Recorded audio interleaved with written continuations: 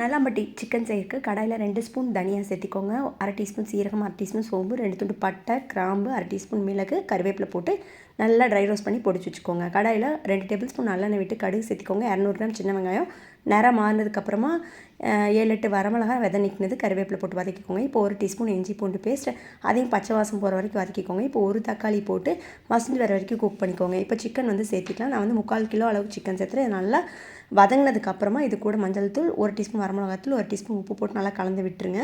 இது கூட தேவைக்கு சுடு தண்ணி 1 டம்ளர் பக்கமாக ஊற்றி மூடி வச்சுருங்க. அது குக் ஆகிட்டு இருக்கட்டும்.